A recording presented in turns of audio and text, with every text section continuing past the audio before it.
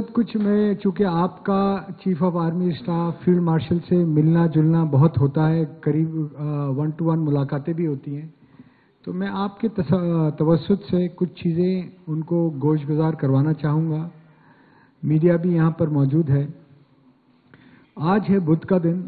पिछले बुध के दिन हमने एक प्रेस कॉन्फ्रेंस की थी और प्रेस कॉन्फ्रेंस का मकसद था कि कराची में बढ़ता हुआ एक्सटॉर्शन, भत्ताखोरी और दीगर मामलात, कराची के बिल्डर को खुसूसन भत्ते की पर्चियाँ मिल रही हैं, कॉल्स आ रही हैं, व्हाट्सएप मैसेजेस आ रहे हैं, फिर उनके दफातर पे फायरिंग हो रही थी। उसके बाद अगर फिर भी हमारे लोगों ने भत्ता नहीं दिया तो डायरेक्ट उनके लोगों पे फायर हुआ, जिसमें हमारे 5-7 लोग ज़ख्मी भी हुए और एक आदमी शहीद भी हुआ। इसके बाद हमने इसको थोड़ा सा इस मामले को उठाया थ्रू प्रेस कॉन्फ्रेंस, और मैं मीडिया का बहुत प्रिंट, इलेक्ट्रॉनिक और डिजिटल मीडिया का शुक्रिया अदा करना चाहता हूं कि उन्होंने हमें ऑल आउट सपोर्ट किया और सिर्फ उनके सपोर्ट की वजह से तमाम हलकों में वो हमारा मैसेज पहुंचा, जिसकी वजह से सीएम सिंध ने भी हमें कॉल किया, जिसकी वजह से मुख्तलिफ इंटेलिजेंस एजेंसीज ने भी कॉल किया। पर ये तकलीफ़ों का मुश्किलों का सफ़र यहाँ रुकता नहीं है। एक तरफ एक्सटॉर्शन की कॉल्स हैं हज़रत साहब, एक तरफ हमारी ज़मीनों पे कब्ज़े हैं, और वो कब्ज़े फील्ड मार्शल से जब मेरी मुलाकात हुई थी उसके बाद उसकी जो स्पीड थी वो थम तो गई है, पर पुराने उलझे हुए जो वो चीज़ें हैं वो अभी तक नहीं सुलझ पाई हैं। तो लोगों को अपनी ज़मीनें बचाना मुश्किल हो गया है। ना सिर्फ ये एनक्रोचर्स उस पर कब्जा कर रहे हैं, बल्कि डिपार्टमेंट भी मिलके टाइटल भी ख़राब कर रहे हैं लोगों का। किसी की 100 एकड़ ज़मीन है, किसी की 2 एकड़ ज़मीन है, किसी की 2000 गज ज़मीन है, किसी की 200 एकड़ ज़मीन है। सो जब इंसान इंडिविजुअल से तो लड़ सकता है, पर महकमों से, स्टेट से लड़ना बड़ा मुश्किल है। तो दूसरा मसला ये है, मैं चाहता हूं कि आप जब भी फील्ड मार्शल साहब से मुलाकात हो, या आप हमारी उनसे एक मुलाकात 1-to-1 करवा सकें या हमारी डेलीगेशन की करवा सकें। मैंने उनको कल लेटर तो ज़रूर भेजा है। तो ये भी सवाल ज़रूर हमने उठाना है कि ये किस तरह होगा। तीसरा मसला, जब आदमी वहाँ से बचता है, जान बचा के प्रोजेक्ट अनाउंस करता है, तो महकमों में उनके साथ जो सलूक हो रहा है वो मतलब मेरे पास यकीन माने अल्फाज नहीं है। वो इस कदर मुश्किल सलूक हो रहा है कि इस कदर छोटे छोटे कामों के इस कदर परेशान किया जा रहा है, इस कदर लोगों को तंग किया जा रहा है कि लोग अब थक गए हैं और लोग बोलते हैं अब यार काम करना नहीं है, जो है वो काम मुकम्मल करते हैं और बस अपनी जान छुड़ाते हैं। ये पाकिस्तान ऐसी जगह है हज़रत जिसमें अल्लाह ताला ने हर चीज़ से हमें नवाजा है। एक बेहतरीन लोकेशन, एक youth population, oil reserves, gold reserves, copper reserves, mineral reserves, fertile land, पानी, एक एटॉमिक पावर, हमारे पास हर चीज़ है।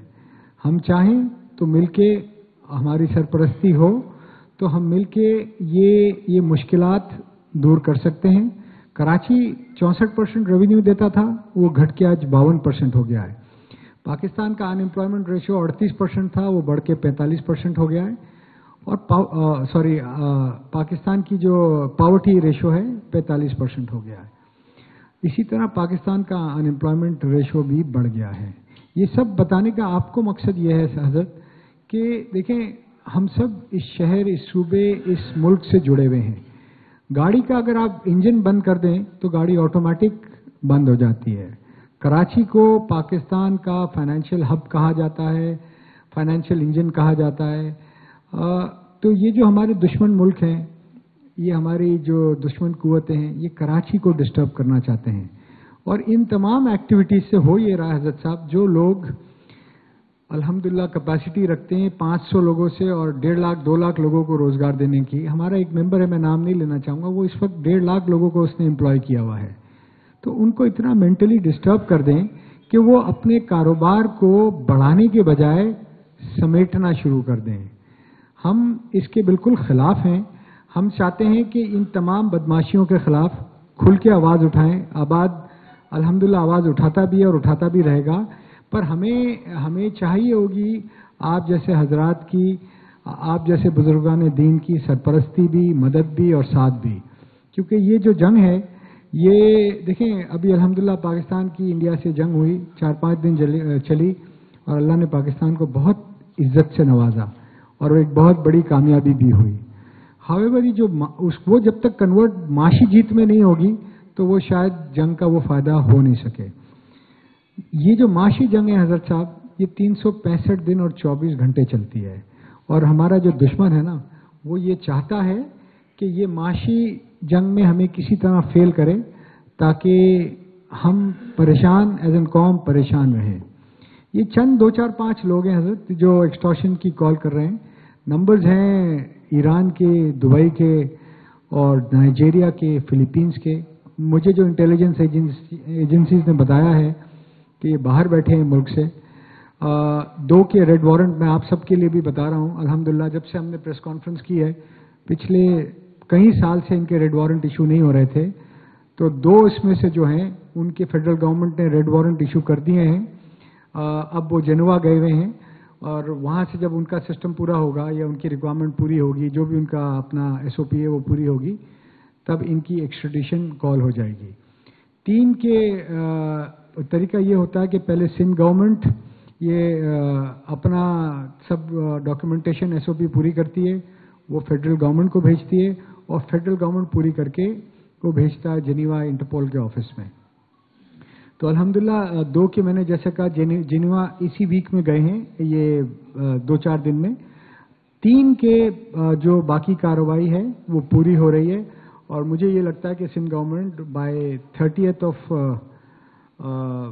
دسمبر انشاءاللہ اسی سال ان لوگوں کے خلاف بھی جو تمام کارروائی پوری کر کے ان کے بھی ریڈ وارنٹ ایشو کرنے کے لیے یہ بھیج دیے جائیں گے اسلام آباد.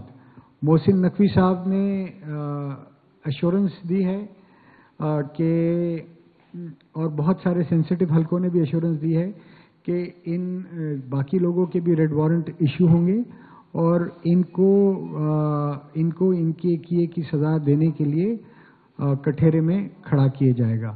یہ بہت ہی حوصلہ افزا بات ہے، میں تمام ممبرز کو شیئر بھی کرنا چاہتا تھا.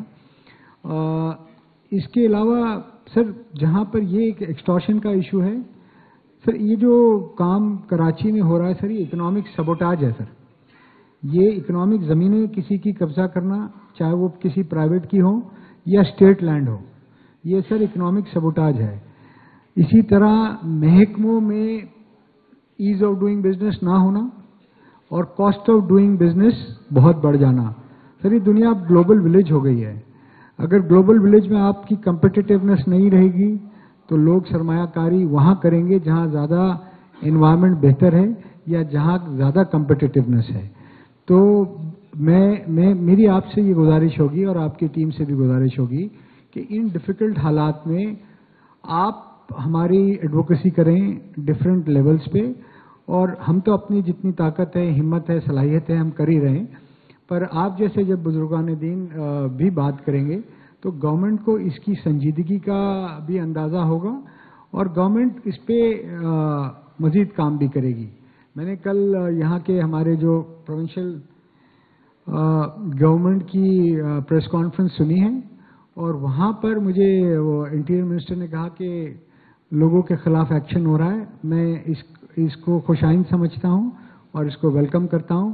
اگر کراچی میں سینس آف سیکیورٹی نہیں ہوگا تو کراچی میں انویسٹمنٹ نہیں ہوگا. اور یہ سیکیورٹی دینا اسٹیٹ کی کانسٹیٹیوشنل ذمہ داری ہے، اور میں سمجھتا ہوں اسٹیٹ نے اپنی ذمہ داری بھرپور طریقے سے پوری کرنی چاہیے. تمام فیڈرل گورنمنٹ کے لوگ، تمام پروونشل گورنمنٹ کے لوگ، تمام آرمی اسٹیبلشمنٹ، تمام سینسٹیو ادارے، تمام لا انفورسمنٹ ایجنسیز نے مل کے جوڑ کے کام کرنا چاہیے، سر جوڑ کے کام کرنا چاہیے تاکہ یہ مسائل حل ہوں. اگر یہ مسائل حل ہوں گے تو کراچی کی، افضل بھائی اوپر آئیے، یہ مسائل حل ہوں گے تو کراچی کی رونقیں بحال ہوں گی اور جیسے کراچی کی رونق بحال ہوگی تو سر سندھ کی اور پاکستان کی بھی رونق بحال ہوگی. ان چند گزارشات کے ساتھ میں آپ کو اور آپ کی ٹیم کو آباد میں ویلکم بھی کرتا ہوں اور بہت شکریہ بھی ادا